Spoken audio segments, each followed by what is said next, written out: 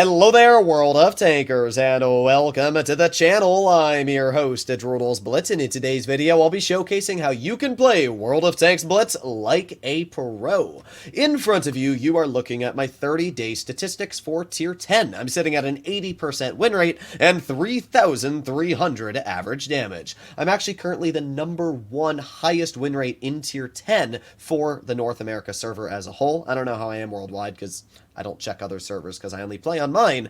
But hopefully in today's video, I'll be able to rub some of the knowledge and ways I play the game off onto you players. So we're going to be talking specifically about frontline tank destroyers in today's video. A class of vehicle that sounds very simple in thought, but actually can pose a lot of troubling playstyles once you get into it. We're going to be playing in the E3 for today's video. A tank destroyer that has a lot of upsides, but to make up for those upsides, a lot of downsides. The biggest one is mobility. Not only does it have some of the worst reverse speed, only going at 10, but it also has very poor track wheels. And I'm only running one repair kit. So what that means is that if I overexpose the tank, or I get stuck into a fight with an autoloader, it can end very poorly and very fast for my tank. So in today's video, I'm not only going to showcase how you can deal with frontline engagements, but as well how to position your tank in a way that you shouldn't have to worry about autoloaders, mediums, or lights getting behind you where your armor is quite weak and poor. Here we are in our first battle. The first thing you want to do whenever you load into a game is you want to see what's up against you. This battle we have a TVP, and that's it for mobility. The problem is we only have a T54 for medium side, so that's going to be rather sus. But an E3 on any map that's hull down, especially like Dead Rail, is really good, especially when you drive it to the frontline hull down position. Now, they have 3 tank destroyers. They got a Jagdtiger, Waffenträger Panzer IV, and an FV215B 183. We can already see that the enemy, TVP, has been spotted. So what we're going to do right now is we are going to put on our accuracy and just bonk the enemy a mill. Now, always when you poke Dead Rail, keep in mind that those tank destroyers are usually going to sit up on that perch there, or on the perch over there. Because of that, you want to make sure that, well, for example, our M103 just bled 1,000 health. So whenever you work on Dead Rail, you want to make sure that wherever you position your tank, you don't allow the TDs to see you, which is right in that back position. Again, you can see we got another 460 bounce, which is either a stock Waffle or a Jagdtiger. So if we stay directly frontally on this way, then we should be completely fine. Now, the enemy concept is not too much of a threat. We're just going to aim it on his upper plate. You can see he overextended, and we got a very easy penetration in. Just like this is where driving a frontline tank destroyer works very, very well. We already know, just from inference, that the Waffle is the tank shooting at us at the corner over there, because the Jagdtiger's dead from, it appears, some of our TDs. Now, we also have AFK tanks. It looks like we have an AFK Kron, an AFK Chieftain, so we're down 2 heavies this battle, which is incredibly unfortunate, but at the same time, there's literally nothing we can do about it. So, what I'm going to do is I'm going to make a very aggressive maneuver here, but we can see the 57 and we can see the Emilar alone. So I'm going to drive right on over like this, and let's actually go for a bonking into the concept, just like that. Now again, because of this rock here, I know that the 183 cannot shoot me. The 183 is back there. That's where he shot my M103. Oh, actually it looks like the 183 may have moved, so we got to be a little cautious. But it's fine, because we're going to wait and get a nice bonking into the Waffle and back on up again. Now, in this position, we know that a TD, or most likely the 183, tried to shoot us from back there. So it's actually much more beneficial at this point to pull forwards to get some damage out this way. Now, the Emil is trying to get out of this position, so we're just going to turn and we're going to bonk him with an HE for 1,153 damage. So, just like this, you can see where the E3, a frontline type of hull-down, heavy-ish TD, has single-handedly, even with 2 AFKs, been able to basically win this battle. Our 183 is getting beamed a bit, but that's completely fine. We are full health still, and we know where the TVP is, because that player shooting my 183 has to be somewhere around that part of the map. I don't want to fight the TVP. I'd much, much rather try and fight the 183. We know that the 183 is not in that corner. Now that the Waffle left that as well because he's dead, we don't have to worry about either tank destroyer. So, 183 is still probably somewhere back here. It's possible the player moved up a bit. Oh boy, we are lagging. Well, oh, we're back, I think. No, we are lagging like crazy. Uh-oh. It's possible everybody on the team is lagging. No, I think it's just me. Are we back? Nope. Oh boy. Oh boy. There we go. Alright, we're back. We're back. Looks like everybody was lagging, so now that that's fixed, we can try and do some stuff here.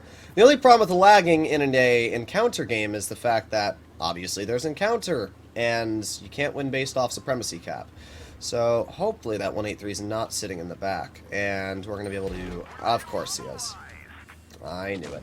Alright, well, let's put on our snapping. Oh, rat. Alright, well, that's unfortunate, but the good news is that the only tank I'm worried about right now is the enemy TVP. So, I'm going to face the TVP just like this and make sure that he cannot get me. So we're just going to keep on turning just like this and bonk. There you go.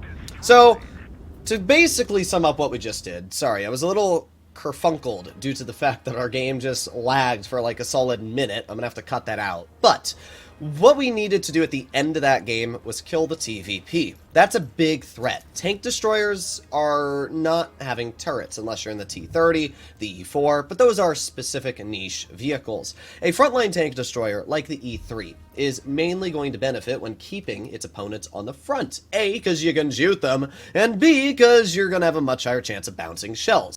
Whenever you decide to play a tank that relies on armor, or even maybe doesn't rely on armor, it's still very beneficial to know what your armor layout is, because the better you understand how to angle and work your tank effectively means that you can use it more effective in the battlefield. So for example, this is the E3. We can see the E3's major weak spot is the lower plate, especially when loading premium shells. The lower plate is a massive weak spot, only about 240 to 280-ish thick. So any premium shells are very easily going to cut through the E3. What that means is that on a map like Dead Rail that requires gun depression to work, this is when I can start using the tank hull down, and now the only weak spots are these two little cutouts, which are actually quite strong at around 340 thick. As long as you can hide the majority of your weak spot, which is this lower plate on a ridgeline just like we had on Dead Rail, this is what the E3 is going to look like. And if you want to hide it even better, you can try and hide your tank just without showcasing these little edges here, and it's almost impervious. The only other weak spot the E3 has is the hatch, but the hatch is very hard to pen, as you can see. It's got a lot of spaced armor, it's got a lot of tricky positioning where if you actually miss the weak spot on the hatch, you're really not going to pen it, which only leaves one spot that's consistent, this little viewfinder port, but let's be real, hitting that is a very, very tricky shot. You can see just how small of a surface area it is. It looks a lot larger than it really is, and trust me, you're only going to hit that maybe 1 out of 5 to 6 shells. So overall, I know that the major strength of the E3 is frontally hull down engagements. The moment you show the side, I mean, look at how weak this thing's track wheel is. Even with the gun still being able to shoot opponents, you can still over-angle the tank so dang easily. And the moment you do, the tank just becomes a massive box and a weak spot for everything to shoot at. So literally driving a tank like the E3, you need to understand what tanks you're up against, how your mobility is going to help and hurt you, and really what you're going to be able to do. So this game we're going to be taking a look at is played on Faust. As you saw, it was around a 7,400-ish damage game. Almost could have been an 8,000 damage game. Unfortunately, it ended up being a defeat. But this is going to be a great battle to showcase what you do in a situation where maybe you can't win, but you still have to try the best you can. Unfortunately, we actually lost this game due to supremacy base cap, so I'm not even really considering this a loss. It kind of was a win, just unfortunate that I literally could not kill the player fast enough that we were up against. So, as we can see, the enemy lineup has an AMX-50B, an IS-7, a T-57 Heavy, and a Motion for heavies. Okay, well let's already take apart the dangerous ones and the not-so-dangerous ones. 57 Heavy and the 50B are two massively threatening targets because of the fact that they can very easily use their auto-loading capabilities and just rip through my side armor, track me in the open. I only have one repair kit because you can see I'm running super speed boost and reticle calibration to make use of this vehicle's very nice alpha. So unfortunately, we already got penned once by the T-54, and we're a tank destroyer. We don't have a lot of health, but this T-54 is trying to run away. I use my reticle cali, and boom, we get a nice high explosive into the rear of the T-54. One thing that you should always do is make use of high explosive, especially in tank destroyers like the E3 that have a lot of damage and have massive penetration, over 100 mils on the HE, make use of it. Make sure that you're punishing opponents for trying to run away, showing you their weak rears. You should very easily be punishing them. So we see the 57 heavies on reload, so I'm going to poke him really quickly and get a nice shot in. Just like that, we're up to 1600 damage with just 2 shells fired. My WZ-113 teammate's going to get a nice shell into the 57 heavy. At this point, I'm going to flank around, because I know that for me to drive up the hill, I'm going to be showcasing my weak lower plate. Again, when you think of armor, you don't want to showcase your weak spots. So the 57 shows me a weak spot. We get a nice HE right into the rear of his turret, and we finish him off with a ram. Just like that, we're up to 2,600 damage, and it's only been about 2 minutes in the battle. The problem is, we gotta get some kills fast, because if you look at base D, our team is being completely overrun by tanks. So we're gonna try and do the best we can here. Unfortunately, my teammate's heat shell bounces the IS-7, but that's fine. It's not like it's really gonna matter here. We're still gonna get a nice clear on this IS-7 and continue making our way through. So we got the T-54 off to the side, AMX 50B in front of me. Alrighty then. Well, what's the major problem here? Well, the 268 is a nasty alpha, and the 4005 is a big threat, but I have used my reticle Cali at the right time, I got it back, and just because of that, we were able to get a nice slap into the 4005. Reticle calibration is a consumable that you should only use when necessary, because sometimes, for example, in this situation, if we pause really quick, if I didn't have my reticle Cali aiming at that 4005, there's a pretty decent chance that wouldn't have hit. Now, even though we do lose this game, it's not because we die. As I said, it's because of base cap. There are games where you might miss a shell on the 4005 that was absolutely mandatory to win, but because you didn't have your reticle Cali back, you lost. So make sure you save very important consumables like reticle calibration for a shot that you need that is important. So you notice I used it for the T-54 and the 4005, both important shells that helped me in this battle. So you'll notice I tried to shoot HE at the 268. Unfortunately, we were not able to get it out, but it doesn't really matter. This 268 is already a one-shot. Now we have the problem of the AMX 50B on my rear, though. 50B gets 2 shells into my tank, one of them a high explosive, taking 1,000 health off us.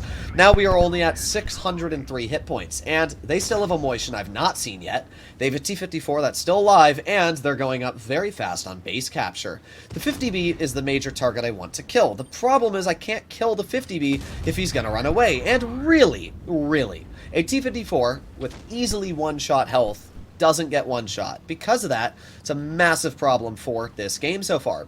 And the bigger problem is that the enemy AMX 50B is rolling off to the side.